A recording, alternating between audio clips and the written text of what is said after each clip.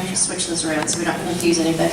Oh, no, you're right. They already switched. Okay, so we've got Vernon Fields, Steve Fitzgerald, Kevin Jones, Dennis Pyle, Karen Tyson, and Steve Watkins here with us, which is the entire field all represented. If we're ready to start, let's start. We'll just go down the row. If Barb, is that what you think? Just go down the row for 3 minutes. And we'll start with Mr. Fields. Well, thank you all for being here tonight. I know you could have been anyplace else, but you elected to be here, and I honor that. I'm here to let you know that I'm out for a fight. I'm here to fight for you, and you. The same kind of fight that got me throughout my entire life growing up as a PK, which is a poor kid. I had to learn the struggles. I had to do things that made me be different than those that came before me in my family. I'm running on a platform called Kansas, the acronym Kansas. And that acronym stands for this: keeping all neighborhoods safe and secure. I'm a retired federal law enforcement officer, so believe me, that's grounded in the oath that I've taken throughout my years of being in the military as well as being a federal law enforcement officer. I have 4 basic values that I want to share with you tonight, and those values are, as it's been mentioned once before, is the sanctity of life. I'm a registered nurse as well. I've been a registered nurse for 30-some years, and my license is scheduled to expire in October. I have to decide if I'm going to renew that. But because of my faith, I elected not to work in hospitals that conduct abortions. Again, an example of what I'm doing. Limited government, I believe in that very strongly. But our government is just way too big. Constitutional rights, as I said, taking an oath to be a federal law enforcement officer, I had to support the Constitution. And that oath does not expire. It did not expire when I was in the Army. It does not expire now.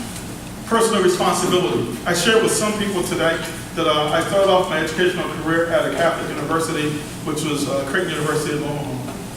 And from that personal responsibility perspective, there are things that my own values, that my own character, that my own integrity would not allow me to do. I would not be calling people outside their name. I will always be respectful. I've never been arrested, never been in jail. Very good. And all of my children are by the same woman. Personal responsibility. I have to make sure that I stay clean and clear and focus on the things that I do. I talked a little bit about my values. My values are grounded in those 4 principles of the Republican Party. Character, my character, if you want to read more about my character, please stop by my booth. There's a major article that was written by a newspaper that was a page and a half about me and my character. And integrity. It's impossible to be a federal law enforcement officer if we don't toe the line. I want to make sure that you understand that I am here to work for you, to fight for you, and to fight for you. That oath meant when I was in Los Angeles with my last assignment in the Bureau was to go down and see the wall. So I'm not just someone that's going to talk about the wall. I have to say I've been there and had to work with the ICE agents. We all train at the same federal law enforcement training academy in Glencoe, Georgia.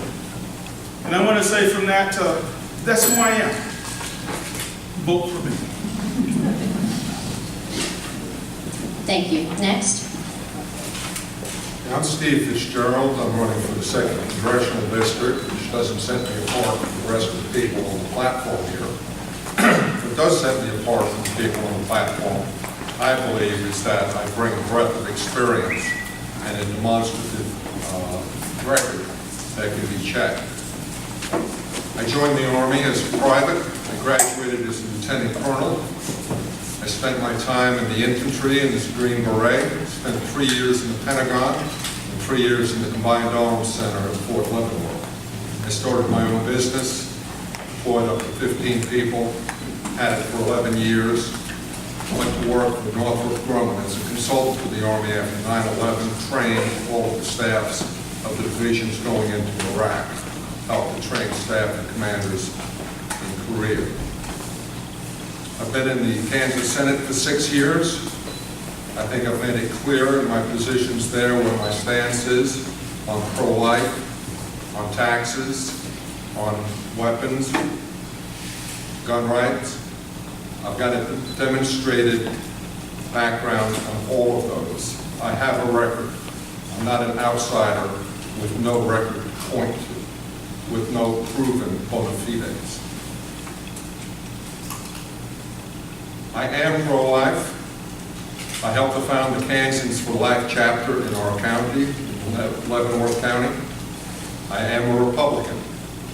I was a Republican precinct person, as was my wife. We were delegates for the district and also at the state level. And I was elected to be treasurer of the Kansas Republican Party, state party. I helped to found, and I'm currently co-chair of the Republican Men's Leadership Series. We've trained over 220 men in conservative Republican values and how to run elections. We're in our 8th year.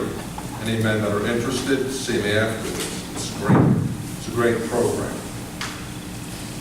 I'm a founding member of the Truth Caucus in Topeka. We helped to pass conservative legislation and recruit conservative candidates. It's analogous to the Freedom Caucus in Washington, D.C. The point is, I left out the veterans. I've been post commander of the local VFW post, and I've been vice president of the local school board, where I helped to lead a bond issue that we absolutely needed in that school district. I am conservative, and very conservative. I've proven it. But I'm also practical, I'm also common sense approach, and I'm also proven capability to work with others to get things done, not to just stand on principle. I am outspoken, and I appreciate those who disagree with me, because it's in those conversations that I learn things from people. So I look forward to your questions, and I look forward to your asking me about things when we're done here tonight, and I look forward to your vote on August 7th. Thank you. Thank you. Next. Thank you so much. And I'm going to use the microphone, and I think we'll probably do that from now on. Not to take away from these guys, but I was a pastor for many years, and I know sometimes when you are setting up the audience, especially way in the back, you can't always hear, so I just want to make sure that you can. I am Kevin Jones. I am also running for Congress in the 2nd District. One of the reasons that I'm running is because I see a lack of true servant leaders in D.C. And as I've been door to door, from the bottom to the top of the district, there is a lot of people saying the same thing. That there's just a lot of folks that are in positions of authority that are doing it really for themselves, and not necessarily for the people. I've said it before, and I'll say it right now, that I take the upside down pyramid approach, where instead of the person who's at the top being kind of large and in charge, say our president, that turn that pyramid upside down. And that person is the servant of all, because it's about us, the people, of the people, by the people, for the people, right? And so I want to do that. I want to bring that to our hometowns, to just basically hashtag hometown values, because ultimately that's what this is about. It's about we the people on the ground, families, and that. Something stood out to me when you were introducing it. You said that we basically were trying to infuse biblical principles into the public marketplace, and all the things that you guys were talking about is stuff that I'm passionate about. There is a battle over our faith, over our family, and over our freedom. And I'll tell you, right now, it's on a downward track. And so we have to have people that are passionate and that are proven in fighting for those things. And that's what my family and myself are all about. Silas, where are you at? My oldest son is here. I just want to introduce him real quick, because he's one of the guys that I'm fighting for, one of the guys that I'm passionate about. That said, when I get to D.C., I want to work hard to bring jobs to the 2nd District. I want to do my best to curb the debt. And not just be one of those people who says it, but actually does it. And thirdly, I want to fight for the lawful administration of our government. I'm passionate about these things. Today, we have a situation where people are so politically correct, we don't call illegal what is illegal. We're so politically correct, we just allow things just to go on. And it's time that we put our foot down. It's time that we actually bring those biblical principles back into the marketplace. I know for myself, I began a life of public service based on a verse, Matthew 20:26 through 28, where essentially it says the greatest thing that we can do here on this earth is to serve. and that's really what I'm passionate about. It's what I run on. As my son handed out my bio, you can read my bio that we have a background around here, grew up with the KU. I ended up being a pastor down in the Wichita area, right by Tiller's Clinic. I'm 100% pro-life, 100% pro-gun, 100% pro-family, pro-jobs. And I just appreciate you being here tonight and look forward to your questions. Vote for me on August 7th, please.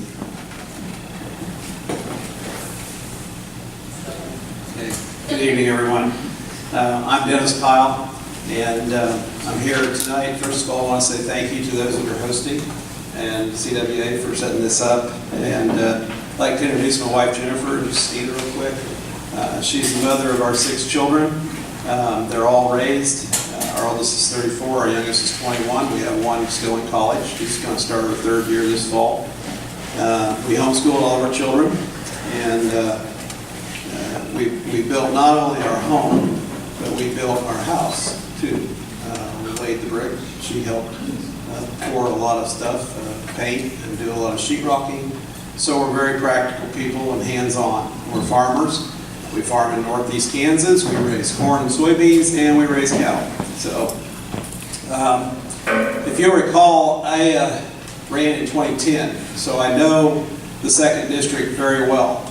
We were outspent 10-1 in that race. We got 43% of the vote in that race, and we had put a lot of leather down in the 2nd District then, and we're doing so again. I expect that we'll have a good turnout on the voting day 2 weeks from tomorrow, and fully expect to win this election. As a legislator, I've been in Topeka. I either farm or I'm a citizen legislator. I've been there in the Senate in my 4th term. I've served 14 sessions, and when I fulfill this term, I'll have 16, 18 years experience. I'm the most experienced legislator running. I have a voting record that you can go check, and I ask you to check every vote. If you go to my website, you'll see some tax votes there that are listed. That's DennisPyle.com. And you'll see that I've opposed every tax increase that's come before the Senate. Because I believe in reducing spending, in creating more efficiencies, and getting rid of waste. Those are priorities. And so, as a person in this race, I'm the only one that can say that I've fought and opposed every tax increase. I've kept and honored my pledges. I've kept the words that I told the people I would do fiscally, socially. I'm pro-life. I have 100% voting record with KFL, and I'm an A rating with the NRA after 16 years. So I've done what I've said I would do. My record matches my rhetoric, and I believe that I'm the only one up here that can say that truthfully and honestly. Thank you.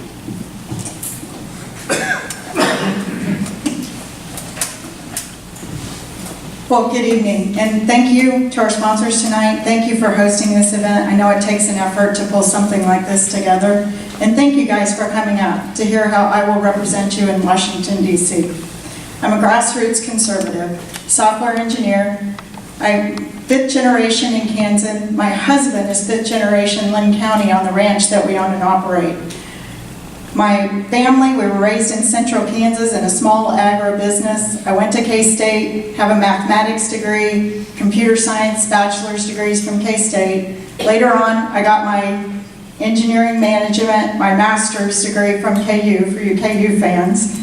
And maybe I'll work on my doctorate from Wichita State. But, you know, the education's important, but what was so critical about my Kansas education that I'm so proud of is that I was able to work for small startup companies to international corporations. And some of that work involved NASA. I was contractor at NASA for space shuttle support. I wouldn't have been able to do that job if I wouldn't have had a great Kansas education. So our schools are important, and our jobs are important. And one of the reasons I'm running is because of infrastructure. We talk about infrastructure, roads and highways. We also need to add broadband to that. If we have broadband in Kansas, we can bring technical jobs to Kansas. We can be the onshore development instead of offshoring all those companies and corporations overseas. Another reason I'm running is because of tax. I am the #1 freedom fighter in the Senate. I have a higher freedom index from any of my opponents in this race. So you can talk all you want about tax cuts and fairness. I'm fighting the battle. I'm in there, working for our Kansas constituents. I could have given up. I could have stayed back and just throw bullets at bills. But instead, I engaged in the debate and tried to make the worst bills that were coming out of the conference committee better. If I would have given up, either these guys don't know the procedure or process for the legislature, or they're lying to you. If I wouldn't have signed a conference committee report, there were 6 people on that committee, there would have only been 4 on that committee and not one conservative trying to negotiate that bill. So yeah, I could have not signed, but I did. I stood for my constituents and I will stand for you. Tax, infrastructure, healthcare, we've got to fix Obamacare. We've got to repeal it. Your insurance programs are skyrocketing. Some of us lost our doctors because of that program. Security is another big issue why I'm running. We need to secure our borders. We have to build the wall. We have to fix our immigration system. And I look forward to your questions tonight.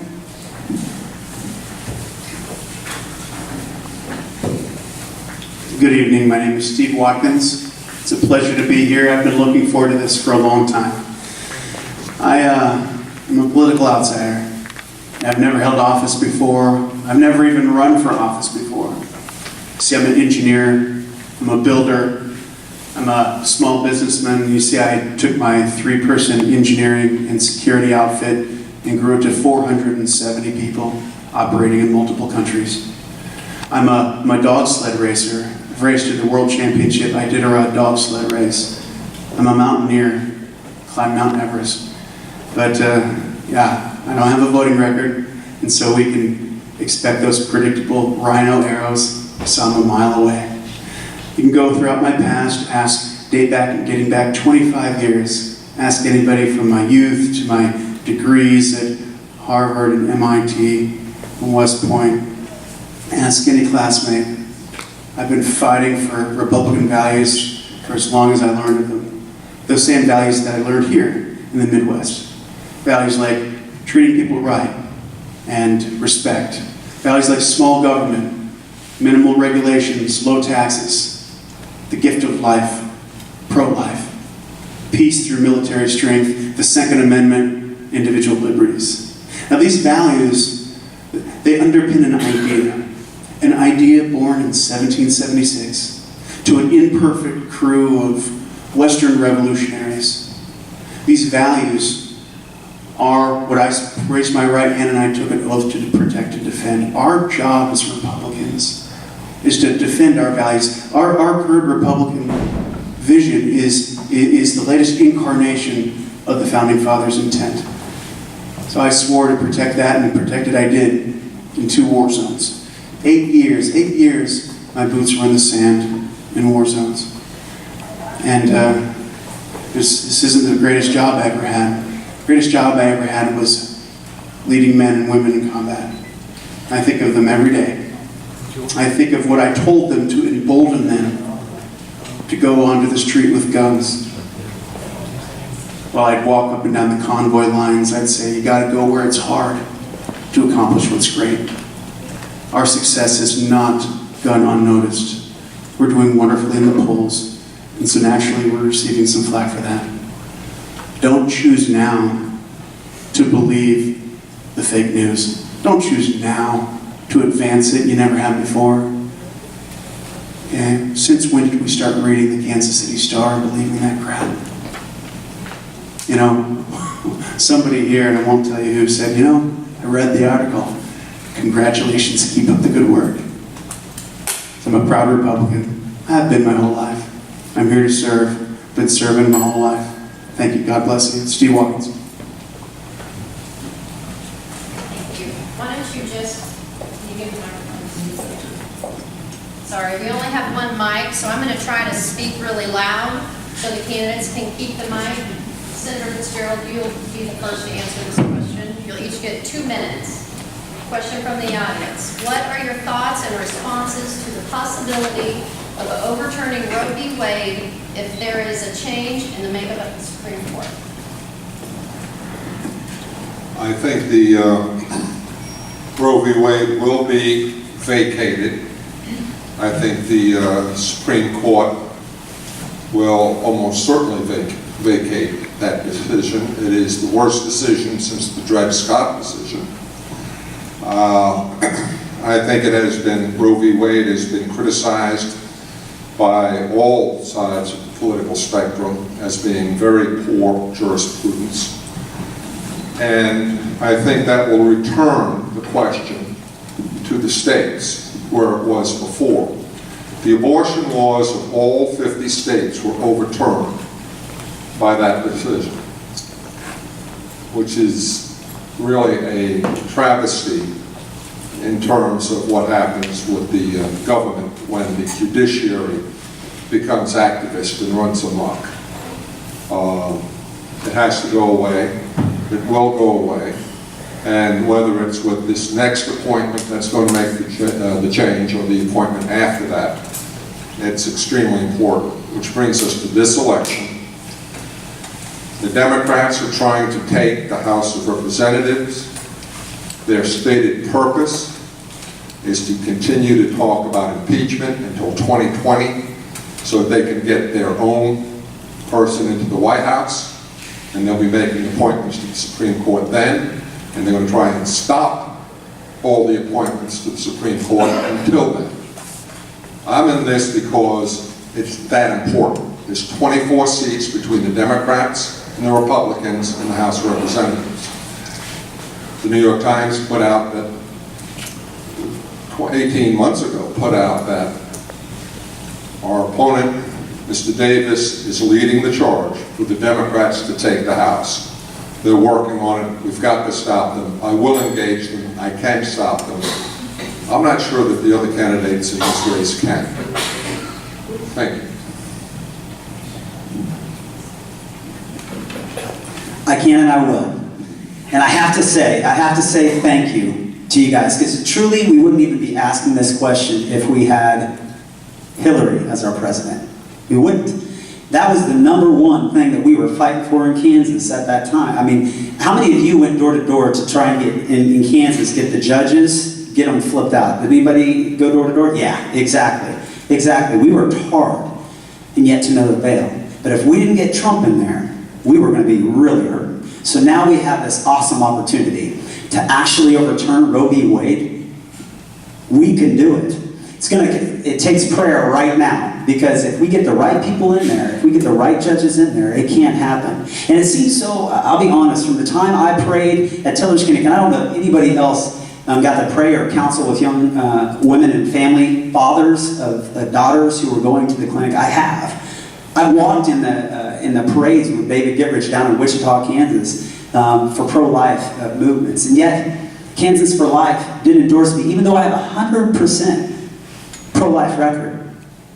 That can only mean one thing, that basically here comes the political correctness, right? Because we have senators that are going to be back in the state house and we want to keep those votes.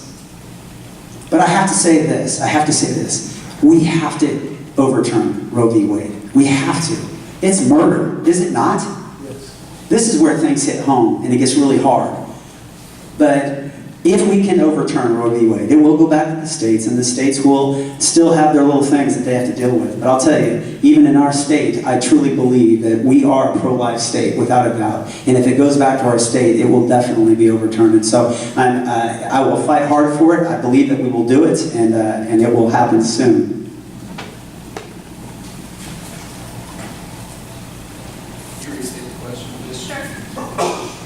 What are your thoughts in responses to the possibility of overturning Roe v. Wade if there is a change in the makeup of the Supreme Court? Well, first of all, I would pray that that does happen. I would pray that President Trump gets the appointee to the judge and the Senate confirms that appointee, and then we get the case there that will overturn Roe v. Wade. I do agree with statements that it will probably be reverted back to the states once that happens, but I do pray that that happens. I do believe and agree with our founders when they say that we're endowed with certain inalienable rights by our Creator, and one of those is the right to life. It's not a constitutional right, it's a God-given right. children have the right to be born once they're conceived, and that's what I will work for. I've had experiences. My wife and I both were in that delivery room with all 6 of our children. I know what a miracle that is. It is a God-given right, and I will work to protect all children so that they can be born and have and enjoy the liberty that we do. Thank you. Well, thank you. I pray too that Roe v. Wade is overturned, and I know that we are going to get another judge in this president's term. My heart just is full of confidence with this president and what's going on with the court these days. I am pro-life. I'm the only candidate in the race that is pro-life by 2 groups, Kansans for Life and the Susan B. Anthony list. It's a national pro-life group. That was an endorsement that was hard to earn. You had to prove that you had worked on pro-life issues. I not only say that I'm pro-life, I have sponsored legislation, I have gathered sponsors for legislation. I have carried it through to the signing of the bill, and that legislation was to defund Planned Parenthood. It was to stop Title X money from going to Planned Parenthood. So I absolutely am pro-life. I'm also Second Amendment. I'm A-rated with the NRA. The NRA did not endorse in this race because we do have so many gun-friendly applicants, but I have been endorsed in my state races by them. I'm also endorsed by the Kansas Farm Bureau. I'm also endorsed by Madison Project and Jim Ryan. And you ask yourself why these endorsements are important. Usually they're not, but they are in this race because not everybody is well known in this race. So that tells you that groups that have been working on these issues for years are standing behind my candidacy for 2nd Congressional District. And yes, I can win this race.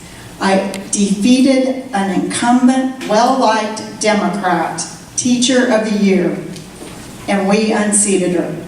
It can be done, and I will do it. And you can do it on positive, staying positive on the issues and what you can do for your constituents. Thank you for the question. I'm a strong pro-life candidate. I believe in the sanctity of life and that gift of life was given to us by God. This was always my belief, but there was a time in which that became very real to me. And you see, I would conduct these combat patrols in Afghanistan, and I met and befriended, we'll call him a mayor, a local leader, a sheikh, and he would always ask me about America. And I would tell him about what it was like in America. And he would have certain questions. One of them was, let's see, have you ever met Bruce Willis? I said, no, I've never met Bruce Willis. He said, in your country, in America, does your government give everyone a car?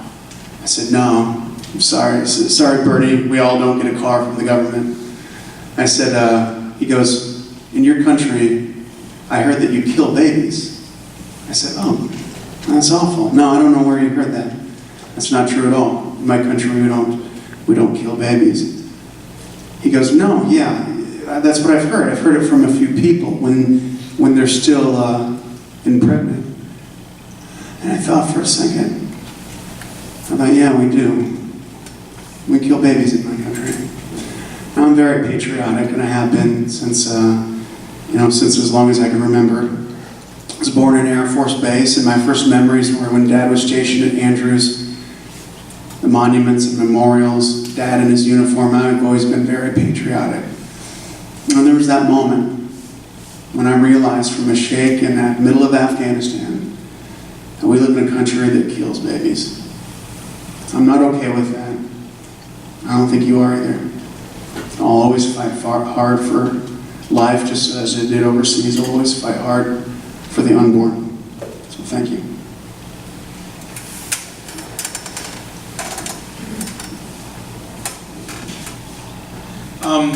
I said I was a federal retired law enforcement officer. What I did not say was that I was with the Bureau. My last assignment with the Bureau was in Los Angeles. And one thing I learned about judges from the Department of Justice, United States Department of Justice, is that you just can't read them. It is hoped that with the changes in the Supreme Court, that it will be overturned. I still, from experiences, know you cannot predict what the judges are going to do. We just have to hope that they're going to toe the line. We're going to hope that they're going to do this. But there's times I'm sitting in my office in Los Angeles and I get a call from Main Justice in Washington that says, well, the judges went this way. Way out of what we thought. But again, I'm thinking with the president being able to make the choices for the Supreme Court, we should be able to overturn Roe versus Wade. It was nice to hear every candidate talk about praying. That was nice. I have a daughter, a granddaughter, that just graduated from high school. That was a child that I had to personally weigh in on an end-of-life situation. I worked for the End-of-Life Coalition out of the American Red Cross in Colorado Springs, Colorado. And believe me, there were some really tough times. And again, I put forth my personal values and saying, as a registered nurse, I cannot partake in that. But I want to add this last piece to it. We overturn Roe versus Wade. Then we go right back to this thing that I started with, which is personal responsibility. We can't legislate everything, but we need to get people to also look at, if you're going to be praying for things, then you need to kind of make your behavior do what? Follow that same prayer. If not, we can overturn Roe versus Wade, and I believe it will happen. But if we don't accept personal responsibilities for our actions, then what? Thank you.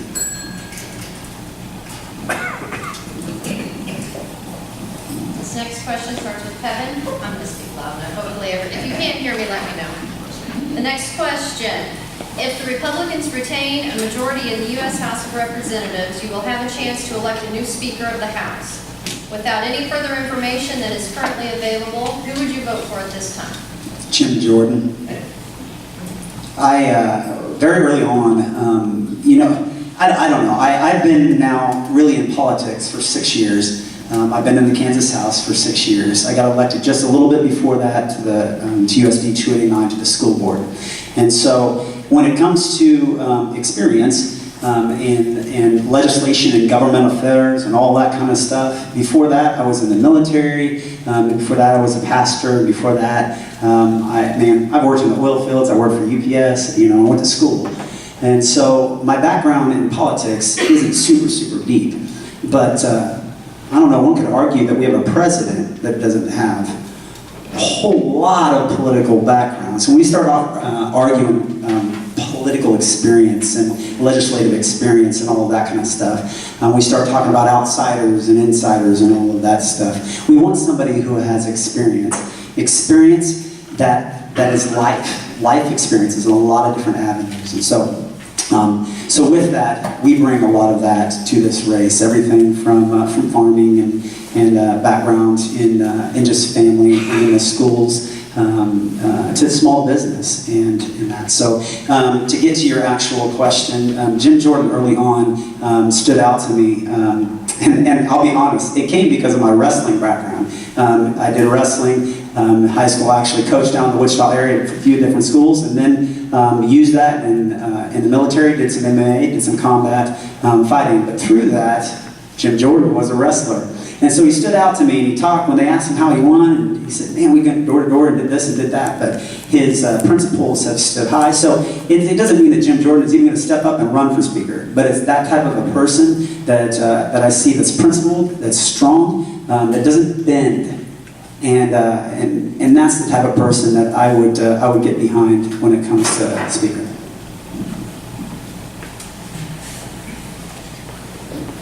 Well, that's a very interesting question. I think it's very premature to answer that question. I've been in the legislature long enough to know that a lot of endorsements are made before everyone even knows who's in the race. We've heard of that tonight, endorsements that were made. I got into the race. A lot of people thought it was too late. Wasn't too late. Anybody that's been watching knows that we've done well fundraising. I'm going to wait till the field's closed. I've got a priority in front of me, and that's to win an election. The next priority is to win the general election.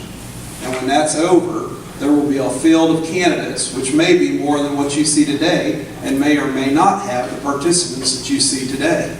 A lot of things change. Those congressional candidates could maybe lose, all over dead, whatever. They may not be the field of candidates that we have to vote for. Former Senator Pine, he can tell, he knows all about this. He was in the Senate. Things change. Dynamics change in leadership elections.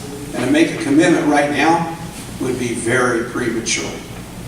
But I will vote for the most conservative of the two. I can tell you that, whoever that will be. And I don't know any of them yet well enough to make that call.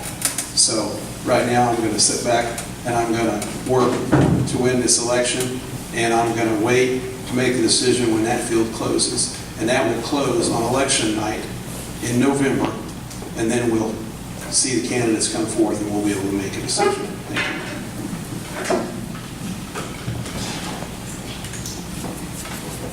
I've been in the legislature, this is my 8th year. I served 1 term in the House and 2, I'm on my 2nd term in the Senate. You have no idea who's going to be running. I have no idea who's going to be running for leadership. It is one of the most critical votes that you will cast.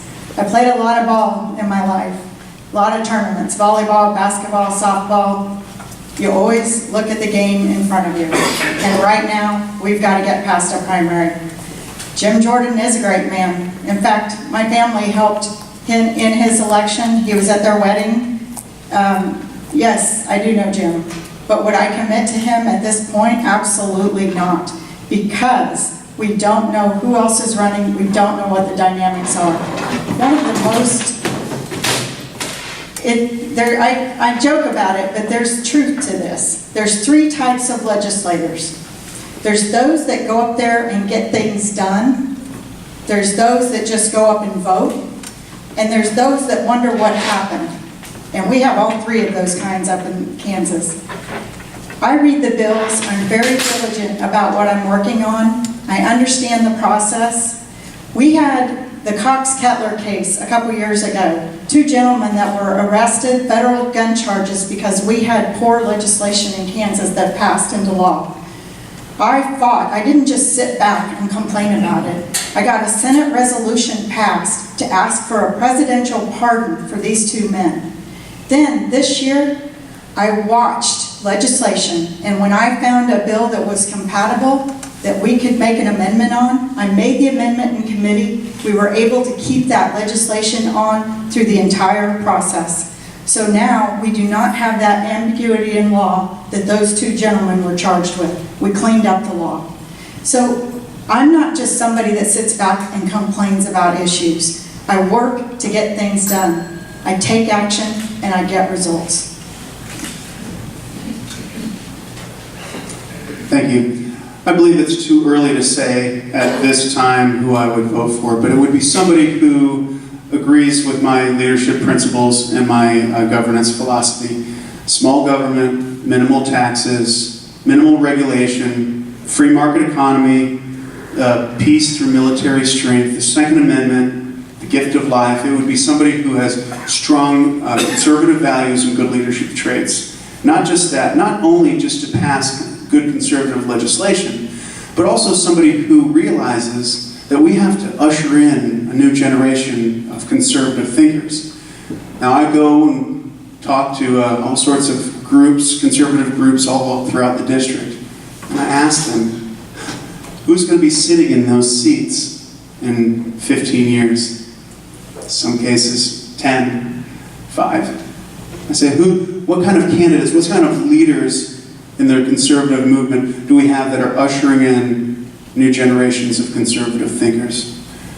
One neat feature of my campaign is that we've got dozens and dozens of volunteers, young and old, all sorts of kinds of Republicans, traditional Republicans, Trump Republicans, religious Republicans, the walk away movement.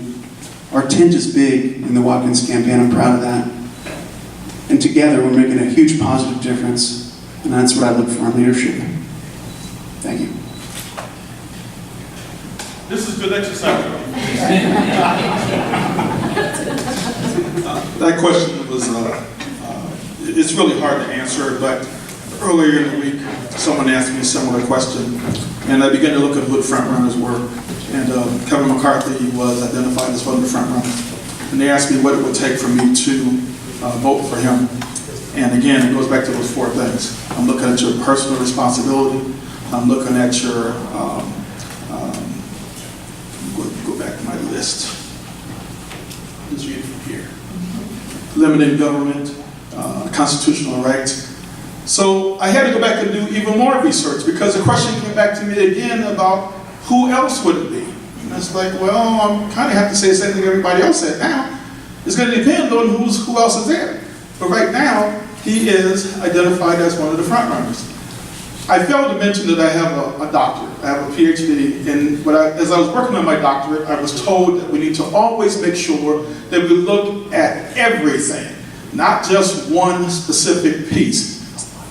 So it's the same thing with whoever is in Congress. I guarantee you that if I'm there, I'm going to ask questions that I need to have answered so I can fight for you guys. On the same token, he has to make sure that he fights just as hard as I'm going to fight to make sure that these values that I've grown to love here in Kansas, are still being upheld. Again, we have to go back to the fact that I know that there's one candidate that is a leading candidate. The others, we just don't know. We just don't know. Thank you. The audience some idea of who we would vote for.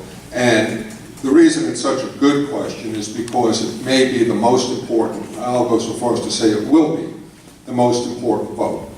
Because if you've got the leadership right, everything can go well. And if you don't, everything's not going to go well. To answer the question quickly, I can go with Jordan, I can go with McCarthy, I could go with Scalise, I could go with Gomer. There are a number of good, strong conservatives who I think would match this list and would do a good job. And that's what I know of them now, but I would also say that it's exactly right. One time Eric Cantor was going to be really great until he wasn't. And the Democrats have the same problem that we just saw up in the Bronx, where Joe Crowley met an untimely early political end. I think that leadership is so important that I stood up against the president of the Senate and nominated somebody else to be president of the Senate. It's a secret vote that's taken. And I put it out the night before on an email to all the Republican senators. I told them who I was voting for each leadership position. And then I told, in my nominating speech, why the president of the Senate had to be replaced with a better candidate. I lost. My candidate lost. I paid for that. I'm lucky I can park within 3 blocks of the Capitol, and that I still have an office. The telephone doesn't work, but it's still pretty good. The point is, you need somebody there who's going to be willing to put it on the line for the important issues. Not for everything, but for the important issues. And there's nothing more important than selecting the leadership in the House. So I answer your question directly, I tell you why I do it that way, and I tell you what I've done before in a similar situation. I will do what I say I'm going to do, and I'll do it openly, and I'll explain the reason why to everybody who's involved. Thank you. Next we'll go to Dennis first.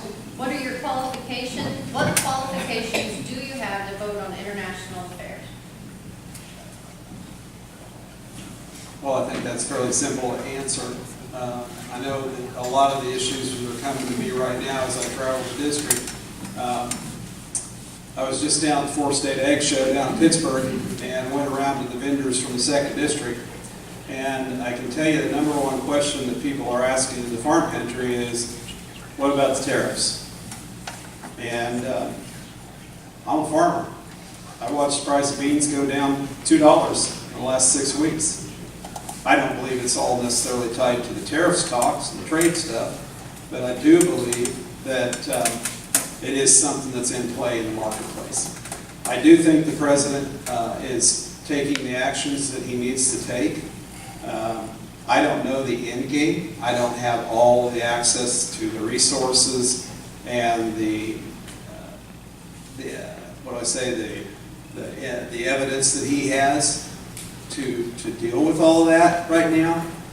But I do know when it comes to trade, our president right now is concerned about our trade deficit. I think he's also very concerned about our budget deficit and about our debt. And I agree with him in the sense that I believe these are issues and international issues in the sense that they're issues of national security. No nation has ever won a war that wasn't strong in technology, energy, agriculture, and manufacturing. He's working to restore that to make America great again. So what experience do I have? I'm a farmer first. I know the practicality of laying a foundation to build a house. I know what we need to do to lay the foundation for this country to keep it great and strong. And I think I've just addressed some of that. And I think that when I talk about President Trump and what he's doing with international and dealing with our trade deficit, I'm knowledgeable enough as a farmer to deal with agriculture issues. Some of the other issues I may need to get some guidance and some help for, but I will seek out that information and make the right decisions thinking.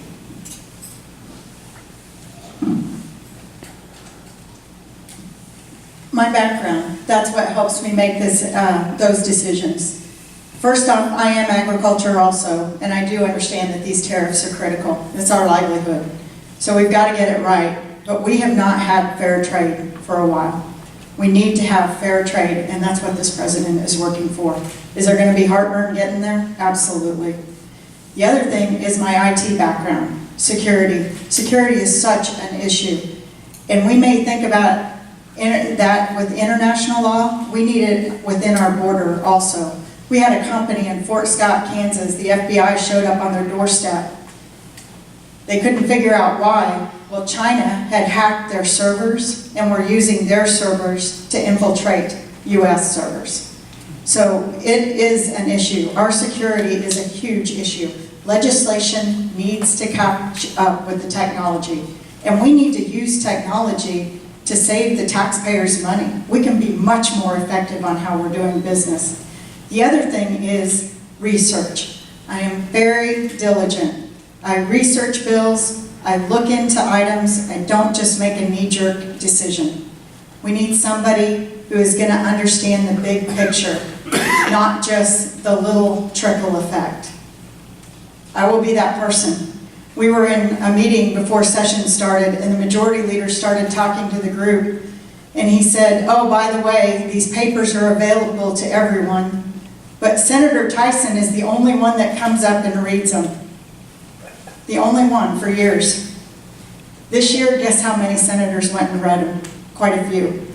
We've got to do our homework, and we've got to know what we're voting on.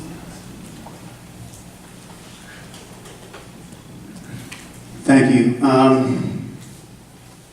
Can you repeat the question, please? What qualifications do you have to vote on international affairs? I have more international affairs experience than probably all the candidates combined, and it's probably not even close. I lived outside of our country for 8 years. I've been to about 75 different countries. Almost my entire adult life has been dedicated to international affairs. And that plays to why I chose to run at the federal level. You see, the Congress debates, legislates, and influences at the international level. And there are many people who can help to govern a state, a county, a municipality better than me. But when it comes to state and defense department affairs overseas, when it comes to critically analyzing the different international and strategic relationships that we have with various countries, I've been doing that for my entire adult career since graduating from West Point around 22 years ago. So when looking at the threat, and this is not just economic, it's also threat.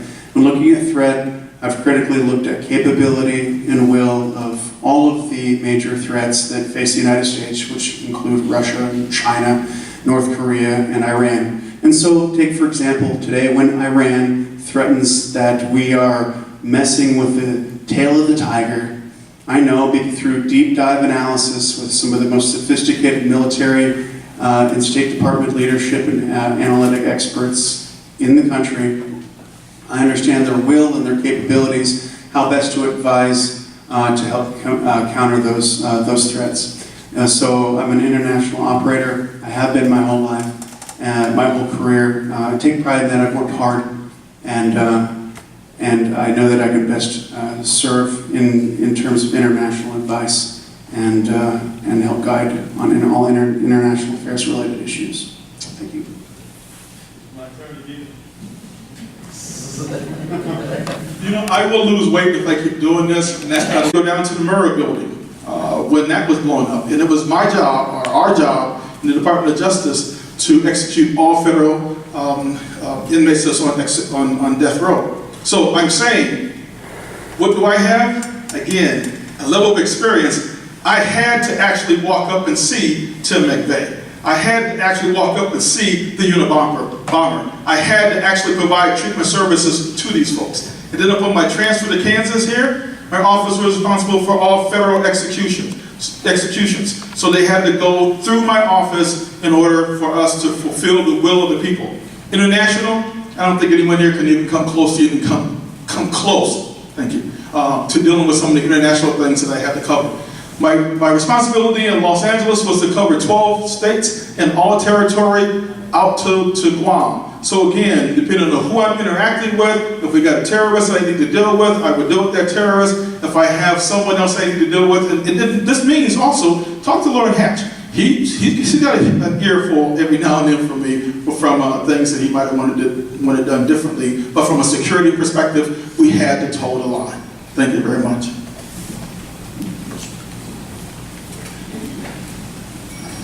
Well, I've kept this kind of below the radar until now, but before getting in the Army, I was a farmer. So I don't want to be outdone on that. I don't know what possessed me. A friend of mine wanted to go do a potato farm, so I went with them. And I got to tell you, I decided going in the Army was a really good idea. And there was a war on at the time, too. So it tells you something about that. Yeah, I spent a little bit of time in the Army doing such things. I was in the 3rd Special Forces Group focused on Sub-Saharan Africa. They tried to send me to learn Swahili. That was a mistake. So instead they sent me to learn French. That explains our relationship with France. I was in the 5th Special Forces Group on Southeast Asia, 68, 69, 70, meeting a lot of interesting people in Southeast Asia, some of whom who spoke very terrible French, so my French wasn't that bad, we got along okay. And I was in the 10th Special Forces Group, focused on Eastern Europe, and I was the leader of a Special Forces A team focused on about a quarter of Czechoslovakia. We had 11 days to walk in should the Soviets attack and try and take care of their rear area in that part of Czechoslovakia. And yet the Army wasted a lot of money trying to teach me how to speak Czech. You don't want to hear it. Got a degree in European history. Got a degree, a master's of military art and science. Did my thesis on the defense of Central Europe. As I said earlier, I worked with all the people going into Iraq, and I worked in Korea as well. I've got a fair understanding of some of the way those things happen. And I did get to go to Grenada. That was the best part. We dropped in there for a little bit of splash and sunshine, so a little bit of Caribbean work. Thank you. Thank you for your service and for the experience. I have to couple with that. There's others that have said they probably have the most experience with international affairs, and because I'm answering this last, I realized I was just thinking I've been to Greece and Iraq and Thailand and Nepal, India, and on. I could just keep going, Kuwait, whatever. The point is that it's constantly changing, and what it is it's relationships. I was with First Group. I was a Green Beret. That's what we did, is build rapport with indigenous tribes. We work with them, we train them, and then they fight basically for us. That's what we did. Now, that said, we're talking about international relations. Probably there's everything from farming and ag and what's going on with our trade to security. Truly, I believe that security is what our federal government's supposed to do. When you talk about the local governments, we want a lot of that to be with the local governments. But the federal level, that's what we do, is we're there to secure for our nation. So I want to tell you a quick story from my experience when I was in Corinth. And speaking about biblical principles and whatnot, there's a picture of me back when it wasn't all digital, where I am completely outstretched with my hands on one pillar and my feet on the other pillar, and I'm holding myself up between two pillars. Now, if you've ever heard the story of Samson, people are like, well, the Spirit of God came on him, and he was just a regular-sized dude. Seriously, man, that was me completely outstretched. And anybody knows that if you put your hands on two pillars and push them out, you'd have to be a pretty big guy to be able to do that. So, when I was there, a tour guide said that essentially, this is probably the same distance it was for Samson who pushed those pillars over. I say that because the experience of being in another place like that, it changes our perspective. And that's what we have to be able to answer these questions. The question was about voting on international affairs. What gives us the qualifications? Truly, it's having been there and done that. Question starts with Karen. A mailing just came out implying that President Trump has endorsed a candidate in the race. Have any of you actually been endorsed by the president? And if not, will you clarify for the voters? Well, the mailing that came out today, I have seen it, and I have not been endorsed by President Trump. I know that nobody in this race has actually, and the reason I know that is if you guys aren't familiar with Brad Parscale, he's from Topeka, Kansas. He was the online campaign manager for President Trump when he was running for office. One of the first things I did when I was looking at running for this race was I reached out to Brad Parscale. And if you haven't seen it, he's tweeted out to my friend, Karen, "You are a great senator and you will make a great congresswoman." So I know that President Trump has not endorsed anyone in this race. I would not do that. I would not mislead you. My opponents, they're running their own game. One of them is, everybody's a good person in their own way, and they can judge for themselves who they are. I'm going to run my race. I'm going to stay positive and proactive. And some of my opponents think that makes me weak. I've been researching this. Constituents want a positive campaign. They want to know what you're going to do for them. They want to know how hard you're going to work for them. And that's who I am as a legislator. I don't have to change myself. That's just who I am. So I do have many endorsements, and I do ask you to look at those, especially the ones that you're familiar with. Farm Bureau, Kansans for Life, Susan B. Anthony list, and I've got another one coming out that you're going to know too. It's a national group that's endorsing me. I just got the call today. So our campaign is serious. We're going to win this thing, and we can do it together. And together, we can make a difference. We can make this country great again and support our president. Thank you. I believe it was my mailer. There was no attempt to deceive at all. It didn't say endorse or anything like that. Donald Trump was on there because he's grown into become a leader who I respect a great deal.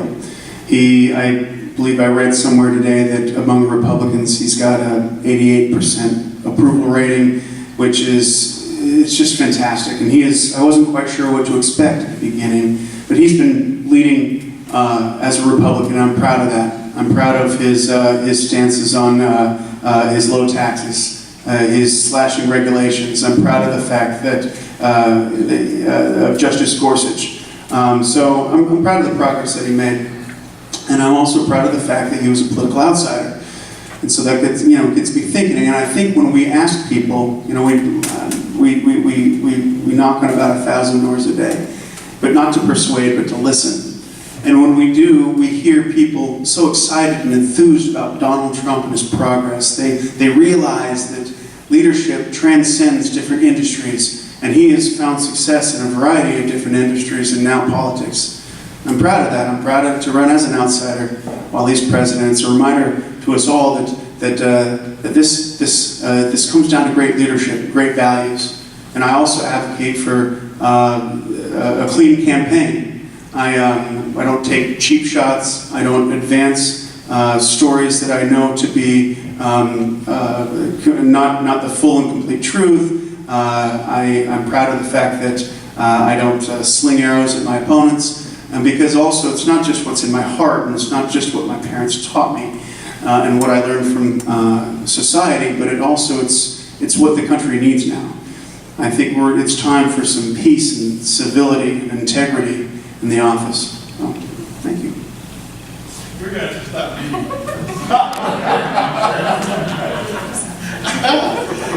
I have not checked my mail today, so I don't know. But I do know this. Before I began this race, I did a lot of reading. And the very last line of a document that I read said this: if you get all the endorsements in the world, if you do everything right, if you raise the most money, have the most name recognition, it does not guarantee you're going to win. Thank you.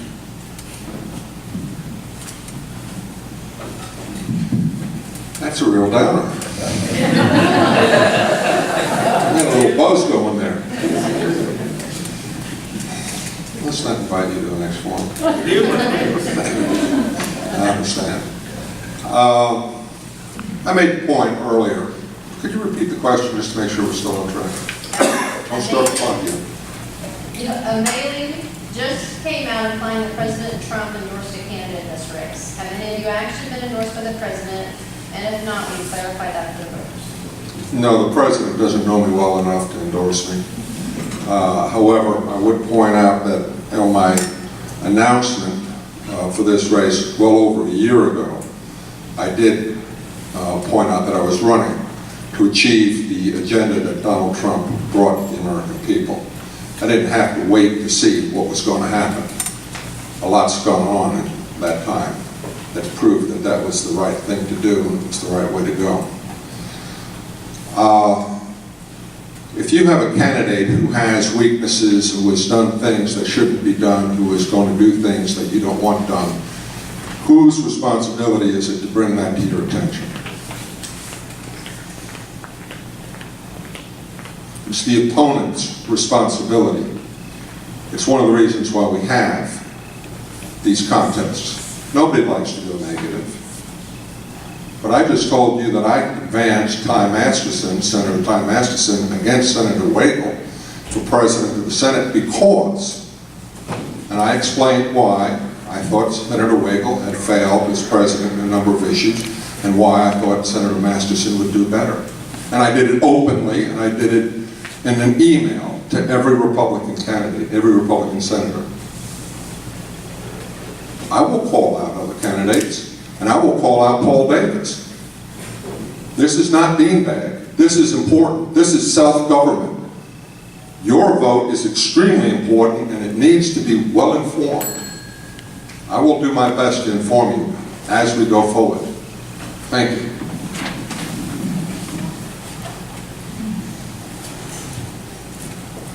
I am a deplorable. So I guess if you call that an endorsement, but no, I have not been endorsed by President Trump, and I do agree with his policies. When I've learned through this whole process, when you're at the door, if somebody says, "So you for Trump or against Trump?" I just say, "Yes, I'm for Trump." Plain and simple. I don't necessarily always agree with his tactics, I guess, if that's what you want to call it, but he is doing what he said he would do, and I cannot argue with that, and I am grateful for that, as I spoke about earlier when it comes to the judges that we're getting in, when it comes to pro-life issues, when it comes to things that really hit near and dear to my heart. That said, yeah, I did see the mailer, and it does imply that there's essentially an endorsement, and that's wrong. You know, I would not have done that, and I think that it's wrong to have done that because, well, we shouldn't do that. It's just plain and simple. But hey, if he does endorse me, I will proudly put it out there and say that Donald Trump has endorsed me. And You restate. Restate it? Bailey just came out implying that President Trump has endorsed a candidate in this race. Have you actually been endorsed by the president? And if not, will you clarify that for the voters? Well, I'll answer that to the best extent of my knowledge. I don't know whether the president's making a decision right now or not. But at this moment, I don't believe I've been endorsed. I don't think anyone else has. But I think it goes beyond just mailings. The question talks about one specific mailing. And the only way I've seen that, somebody shot it with a camera and sent me a picture of it. I didn't take it as an endorsement. I don't believe I didn't take it any more as an endorsement than I would some of the statements that have been tonight said that show where we agree with the president on his policies. And I think there's a lot of Trump popularity in the 2nd District right now, and we are all trying to show where we would agree with President Trump. You know, I can back up the foreign policy question, and I can tell you that as a farmer, I have a great idea for foreign policy, and I agree with the president, build a wall. Good fences make good neighbors. Is that not correct? Does that imply a Trump endorsement? I don't think so. But I also would also say too that, you know, when we're asked who we're going to vote for leadership, you know, I can tell you absolutely I'm going to disagree with Paul Davis, and I'm not going to vote for Nancy Pelosi. I'm going to hold him to the fire. He's not either. He's come out and said he's not going to vote for her. The question that somebody ought to be asking him is who's he going to vote for? What other Democrat does he think is qualified? But I do think, you know, the question infers that someone's implied a Trump endorsement, and what they've done is just taken and tied themselves to President Trump because of his popularity. And I think all of us would like to do that in the fashions that we can. And I've stated very clearly, I agree with him on building the wall. I agree with him on his tax reform, and I think it needs to go further. And I agree with him on taking care of our national security and rebuilding this America and making it great. And again, good fences make good neighbors. When I have good fences, my cows are in. The neighbors don't complain, and my insurance company doesn't complain. So I hope that answers the question. Next question starts from Mr. Watkins. Do you support President Trump's agenda to build the wall, and will you vote to fund it? The question is about the wall. I'm a strong advocate for building the wall. You see, as a combat engineer, I've designed walls, I've overseen their construction in the combat space, and I have guarded them and led men who have guarded them with guns. This is swamp politics. This is the liberals doing what the liberals do, which is they particize an issue. There's nothing that ethical or moral about the what. It doesn't kill people. All right, it seems kind of like an arbitrary hatred of a tool that we use in the battle space. What's next? We're not going to be allowed to use Humvees or communications. So I'm a strong proponent of building the wall. I think in the scheme of things, it's going to save money. And you know, here's another thing that I have an issue with. What if First, there already are boundaries. In some places it's the Rio Grande, in other places it's some fencing, other places it's vigilantes with pickup trucks and shotguns. Now, what if our plan was to remove a wall and then to replace it with some vigilantes? Can you imagine the liberals? And they'd go crazy. So, listen, I'm a big fan of walls. I've designed them, I've built them, I've guarded them, and we need to fund it. So. I'm a huge fan of Donald Trump's policy in that regards. Thank you.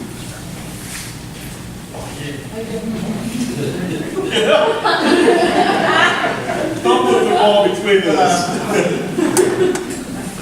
As I said, my Department of Justice job required me to cover 11 Western states. Those states included California, Arizona, New Mexico.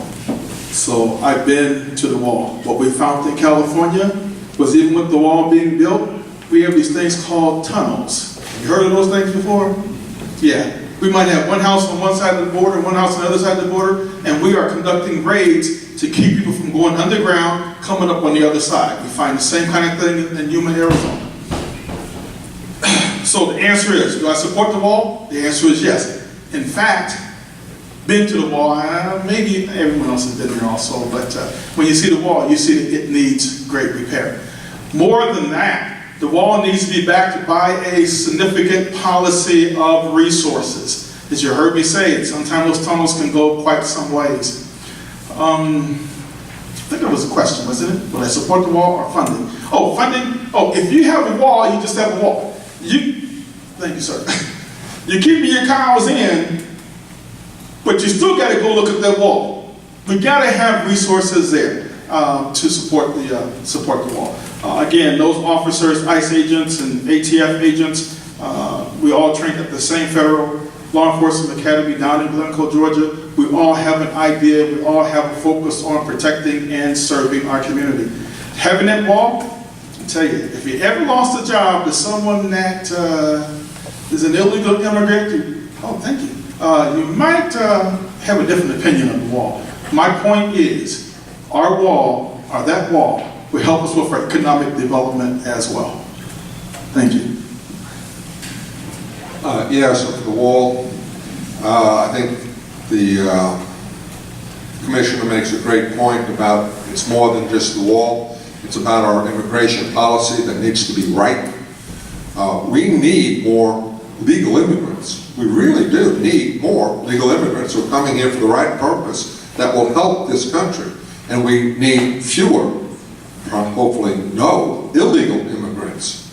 And that's the simple fact of the matter. And what we need to do is enforce the law that we have, and we need to improve it so that we get the legal immigrants that we're looking for that will help our country. It's as simple as that. I do have a little bit of experience building walls, but it was when I was enlisted. I was also a combat engineer, but I was running a show. That's why I decided to go to OCS and do something else besides that. But while I was in Germany, we tried to evade the Bundesgrenzschutz, the German border patrol. And I got to tell you, they have got some great border patrol. You're not going to get away from them. We got away from a lot of folks, special forces teams in Germany trying to get around. But the Bundesgrenzschutz were excellent capability of tracking down who was there. And we need similar capability. I know that their top-level policies and politicians haven't done well at that, but their capability on border patrol is excellent. We need the same thing. We need it throughout the country in order to make sure that our immigration laws are being properly enforced. Again, yes for the wall, better enforcement of our laws, laws that will give us the legal immigrants that we need and help keep out the illegal immigrants, and enough resources to, in fact, enforce those policies throughout the United States. And that means no sanctuary cities, counties, states, etc. Thank you. I agree with Trump's agenda to build the wall. I think it's money makes complete sense when we're spending over $100 billion on illegal immigration every year, and the wall will cost about $20 billion to build. It just makes sense. Pay itself off in a few years. The reason I know that is, well, I decided early on in the 2nd District to go and place honor where honor is due. I truly believe that the local sheriffs, elected officials, have their finger on the pulse of not only our defense, but what's going on in our communities. And they're right there on the front lines. And so I traveled and spoke to almost all of the sheriffs. I've been endorsed by many of them. And with that, one of the things that is almost universal in all of those local defense men and women is build the wall. Build the wall. It's real simple. Now, we talk at the local level about SROs in our schools, security resource officers, a local sheriff or police, or somebody being inside schools. And one thing that we've talked about is when they pull their car or truck or wherever it is up in front of a school, it's a deterrent. Is it not? Is there a place in security for a deterrent? There really is. You can put a little camera up by your house, and it could probably deter somebody running up to grab your Amazon box or something off the porch. because it's a deterrent. The wall will not fix our security entirely, but it without a doubt is a deterrent.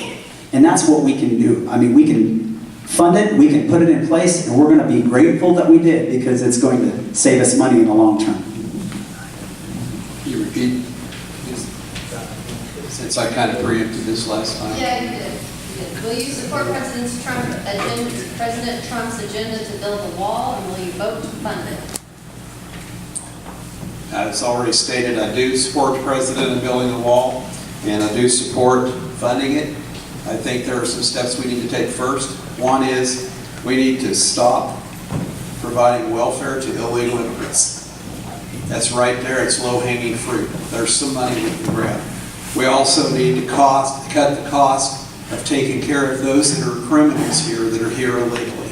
There's a cost for running them through our courts, keeping them in our jails. They need to be deported. That's money we can grab. That's low-hanging fruit.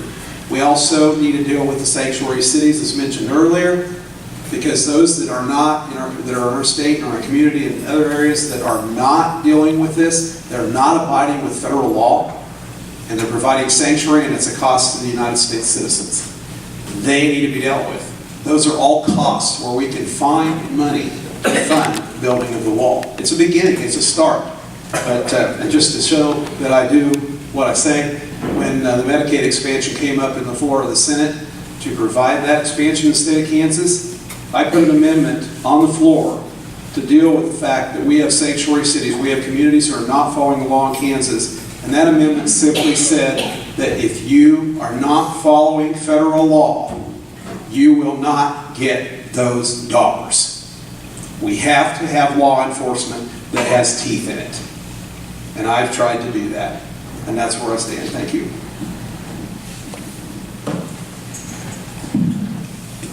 Yes, we need to build a wall, and yes, we need to fund it. And I have a track record for supporting our Kansas taxpayers and stopping taxpayer-funded benefits to illegal immigrants. The first thing I did when I was elected to the House was got over 20 sponsors for legislation that would stop interstate tuition. We were able to get that out of the House, but the Senate killed it. I've been fighting for it ever since. Another thing that I did, and we did get this into law, is that you have to have a Social Security number for over a year unless you're a newborn or military coming back to the United States. That stops illegal immigrants from getting benefits in Kansas for at least a year. So, as I said, I take action and get results. Another thing that I did and that we were able to pass both chambers twice was to stop the fraud and the abuse at ATM machines that welfare benefits were getting. Our last governor chose not to implement that law, started a rumor, said we would lose federal funding as a result of it. It wasn't true. We had records that demonstrated welfare cards were being used at strip casinos, cigarette machines, even on a cruise ship. So we need to stop the fraud and the abuse of those programs. We could save billions of dollars at the federal level. One of the biggest items of fraud and abuse is the income tax returns. 60 Minutes did a special on this a couple years ago. Why not use the technology to check and make sure it's the person that it is when they're filing that income tax return? So build the wall, and also count citizenship. When we're doing the 10-year census by our U.S. Constitution, count citizenship, not residency. You and I are losing representation because we are counting residents.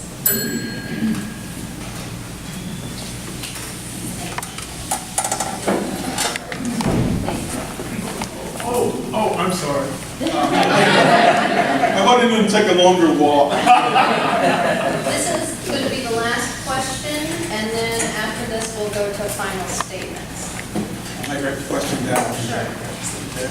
Do you agree with this statement? The unborn child has a fundamental individual right to life that cannot be infringed. And are there any exemptions that you would insist on as a condition to support that statement? I got 2 minutes to answer this. Can I just say, I mean, it's a quick answer. The question was the unborn child. That's a fundamental individual right to life that cannot be infringed. Stop. The answer is yes. Okay. Next. Are there any exceptions you would insist on as a condition? The answer is no. Next. That's it. Oh, I was told to do that. I was told to be direct and make sure I'm real clear. I spent a lot of time inside. I will not ask you to repeat the question. I believe the unborn has a right to life from the moment of conception. I do not believe that there are any exceptions to that. My wife and I chose Kansas to raise our 5 children. We were distressed when we learned that at that time Kansas was an abortion capital, particularly because of Dr. Tillis' clinic down in Wichita. I have always been very active and vocal in my pro-life work. Yes, we've been at the abortion clinics and prayed there, and at candlelight vigils, which I helped to organize, and at life chains, which I helped to organize. And I have been denounced by liberal media and others for over 20 years, and that's fine. It's not a problem. We're heavily invested in the future. We have 19 grandchildren. I'm very much interested in how this country is going to move forward. We just got done talking about immigration, and I just got done telling you we need immigration to help our economy, because we have eliminated close to 60 million of our own youth. That's why we need that immigration. This is what's called the suicide of the West. We're doing that. I took the stand that said Western civilization is under attack. It must be defended. And it's being attacked from inside as well as from outside. And abortion is probably the most harmful attack that we have. And it has to be defeated, and the wound of abortion has to be healed. Thank you. I'm in agreement with all the predecessors. I do believe the fundamental right and it should not be infringed. And I would just add to that that Scripture says, before I formed you in the womb, I knew you. And so life is sanctity of life is special. And when a man and a woman come together in marriage and procreate that child is special and has a fundamental right to life. And I do believe that. And I don't know what more we can add. We can all up here kind of try to compete, but I think we're pretty much pro-life. And I think that's pretty much settled. I am pro-life, and I do believe in life. I do have 2 pro-life endorsements, and I know people don't think the endorsements are important. But as I said, it was a result of my actions. I have fought for life at the state level, and I will fight for life at the federal level. I will fight for the unborn. I will fight for the elderly. We should not have assisted suicide in our nation. I know some people think that that should be a state issue, but it's about life. One of the 10 commandments, thou shalt not kill. We must protect life. My father-in-law was a state senator. He had the opportunity to serve with Senator, and he told me early, he's my mentor, he said, if you don't get life right, how are you going to get the other issues right? It's that basic. So I'm going to switch topics real quick because we may not get asked this question. But First Amendment rights, freedom of speech, we're being challenged. KU chose to fly a flag that was desecrated. That flag is now in a museum at KU. This is not political. This is me using my platform to ask you to join me in asking KU to remove that flag from a public university. Yes, it's their right to house it elsewhere, but it's our right to ask them to remove it from the university, and I am going to exercise that right, and I ask that you join me. We have a petition in the back of the table if you're interested. Thank you.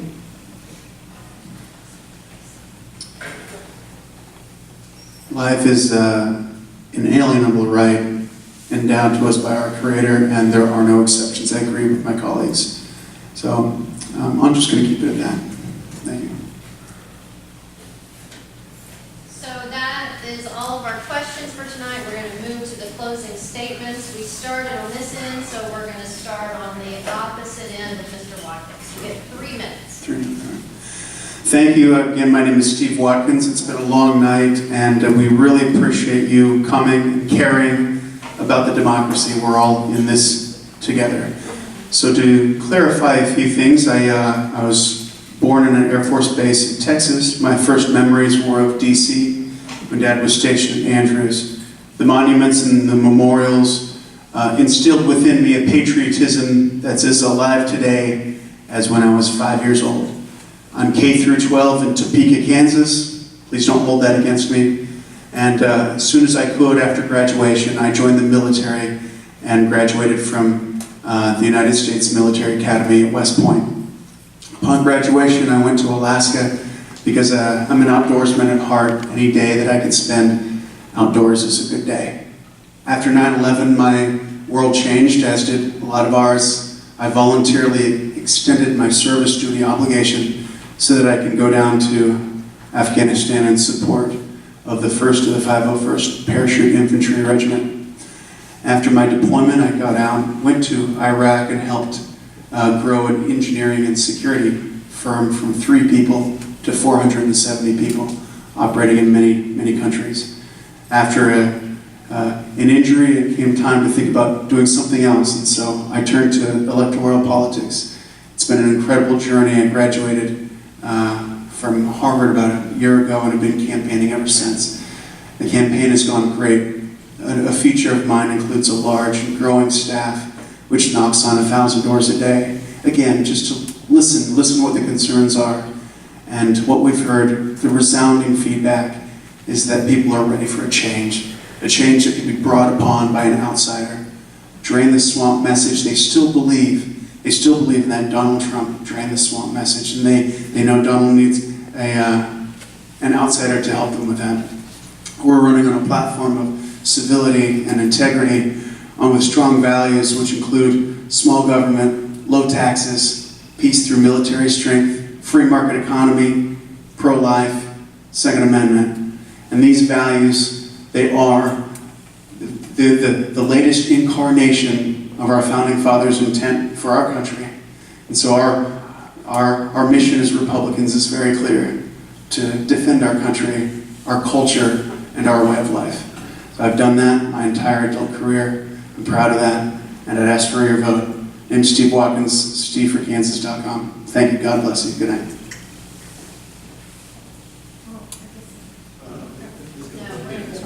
Okay, great.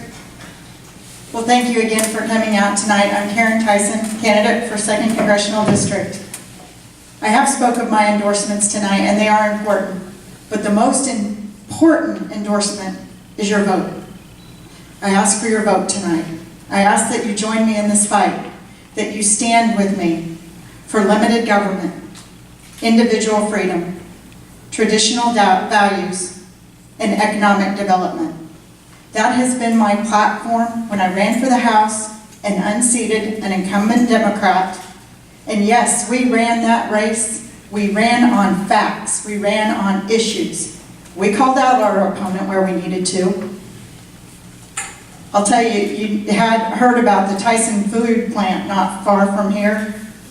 And some people wonder if I'm part of that organization. Well, I'm not. But I'll tell you what else I'm not. I'm not chicken. I will fight the good fight, and I will win the good fight, especially if you join me. So together, as I said, we can make a difference. So let's fight the good fight. Let's support our president. Let's make those tax cuts permanent. Let's repeal Obamacare. Let's get a strong infrastructure for Kansas. Highway 69, Highway 68, 169, and broadband. We absolutely need to take care of Kansans. Security. That is a huge issue for our nation.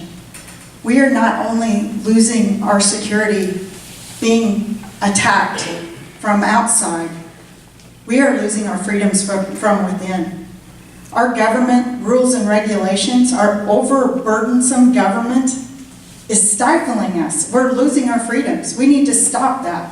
We have a president who has repealed more rules and regulations. It's excellent. For those of you that don't know, the waters of the U.S., he stopped that. He stopped so many laws or regulations that would have been stifling to our small business owners, our families.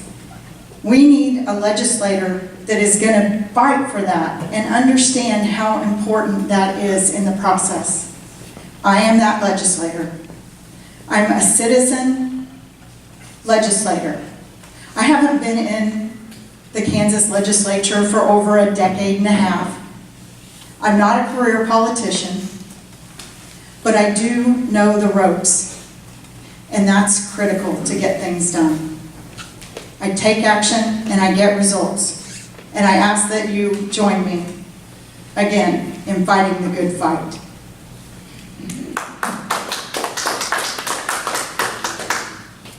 Well, you're sitting there tonight and you're asking yourself, how do I differentiate between the candidates? Pro-life, pro-gun, they all line up. Well, there is a difference. 8 years ago, my wife and I were contacted about running for the 2nd District against our representative who had voted with Nancy Pelosi against a Pence amendment to defund Planned Parenthood. And pro-lifers were irate because she had promised she would vote pro-life. No one wanted to step up. We prayed long and hard about that decision, Jennifer and I did, and we decided,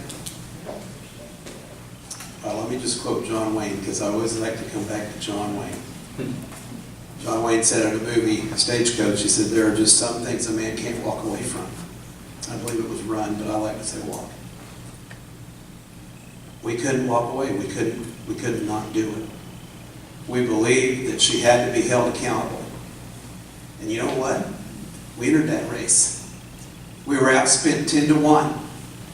Party leadership didn't support me, and some of those party leadership people are sitting here tonight at this table. But what did we get? We got a representative for the last 8 years that voted pro-life and pro-gun because we beat her on those issues. And the 2nd District spoke loud and clear when they gave me 43% of the vote after being outspent 10-1. We made a difference.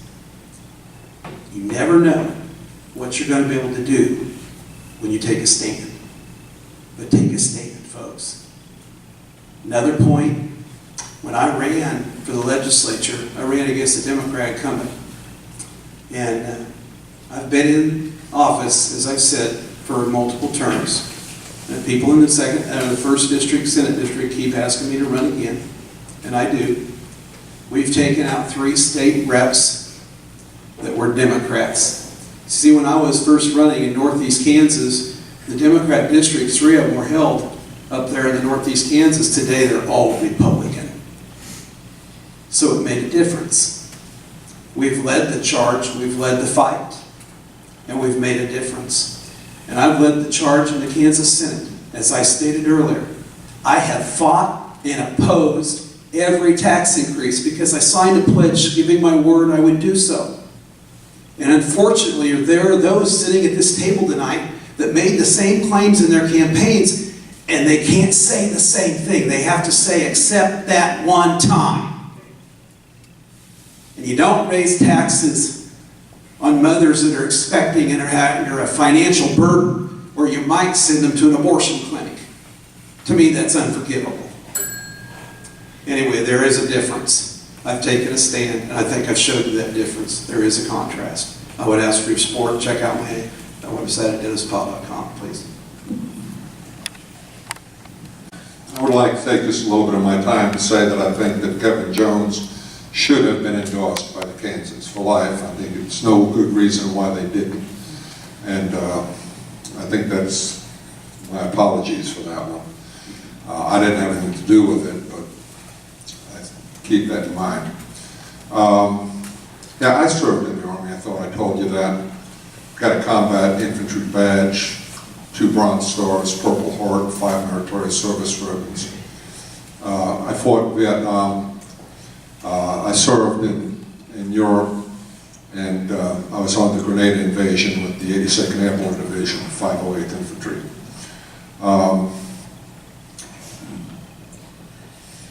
I've been straightforward, straight talking, happy to take the hits when people are willing to give them to me for the right reason. I will not take a hit for the wrong reason. I want you to understand what you're mad at me about. Make sure you get it right and get that straight. If you hear it from me, you know I believe it, and you know I'm telling you straight. And I've paid the price for that over and over again. And I have no problem with that whatsoever. I did sign a taxpayer pledge, and I annotated it to say, except for consumption tax. You like the fair tax? The fair tax is where you pay for sales tax only, and we eliminate income tax. We were trying to get that done. That was the path to zero in Topeka. I did help put together the Abrams Amendment that increased sales tax, but it also attempted to eliminate sales tax exemptions, thereby raising sales tax revenue, which would automatically bring down income tax, and we would arrive at the point where we would eliminate the income tax. I worked hard for that. I try to get it done. That's what I'm being chastised for. That's fine. Like I said, I'm being beat up for the right thing. I don't have a problem. I'd just like everybody to understand what I was trying to do when I did that. And, oh yeah, I did, right on the bottom of the taxpayer pledge, except for consumption tax, because I knew we needed to get to a fair tax. I knew we needed to do that. My point is, I think I'm reasonable. I think I'm willing to deal with people. I think I'm willing to reach across the line. I'm certainly willing to help other candidates. And I would point out that I think all of us up here who are in the legislature defeated Democrats. So that's something good that we're all doing. I don't know, did you defeat a Democrat? We'll talk about that. Okay, we'll talk about that later. But the Republican Party needs to do that. We need to talk straight, we need to challenge each other, and we need to defeat the Democrats. I like doing that, and I'm going to very much enjoy taking on Paul Davis, because I think he needs to be made to run as a Democrat, and he needs to be defeated with him trying to defend the Democrat platform, which does not sit well in this state. Thank you. Let's answer that question first. I'm a local official. I'm a city council member. We don't run on a Republican ticket or a Democratic ticket. But I can almost guarantee you that I would have won anyway. 1939, Lou Gehrig said this: I am the luckiest man in the world. I am the luckiest man in the world to be counted amongst these candidates here that's trying to get your vote. And I mean that from all sincerity. I am the luckiest man. My grandmother was born right here in Kansas, in Paola, Kansas. What else? I just wrote down some things. Ms. Tyson, she knows I'm going to say this. Tyson's Food did try to come in to Tonganoxie. The Leavenworth County Port Authority Board worked on trying to get that accomplished. It did not happen. As a result, some board members resigned, and I am now a member of the Leavenworth County Port Authority Board, and we will continue to look at bringing jobs into Leavenworth County and primarily Leavenworth County. However, I am on the Mid-American Regional Council, and I'm on the Kansas Transportation Committee. So all federal dollars that comes into a local area, and it's $26 million this year, I am responsible for helping divvy that money out to make sure that our roads are repaired, to make sure that we have good infrastructure. You know, so when I hear about cities that do not have water or have water issues, then I can look at making sure that those cities are getting that kind of money. My grandchild, Kevin's talked about deficits. I begin to talk about my grandchild. Let me show you a little bit more about her. She just graduated from high school. She was born at 24 weeks. My children know what my stance is on seeing life through. Yes, my granddaughter has severe deficits. She had to be helped across the stage. She cannot walk effectively and had multiple surgeries. But my family knew what my stance was on abortions. Okay. You've heard me talk a lot. You've heard me kind of share that I've had experiences throughout almost the whole world. Now I'll go ahead and add the Germany part in. I was at Checkpoint Charlie, and the good senator here said that when we look at their wall, oh yes, their wall was dynamic. But their wall also had automatic machine guns. You get too close to them, it'll take you out. So I'm not sure if we want to have our wall go to that point. I don't think. But I do know that we need to have our wall secure. And last but not least, in the Army, my primary job was drug and alcohol. We had soldiers coming out of Vietnam theater, and they would come to us in Frankfurt, Germany. We would try to provide treatment services to them, which included treatment services for opiates. So I have a long history of that. But I also remindful of this. You have a choice before you tonight, and especially on August the 7th, to choose between all these great, again, as Lou Gehrig said, I'm blessed to be up here. I'm blessed to be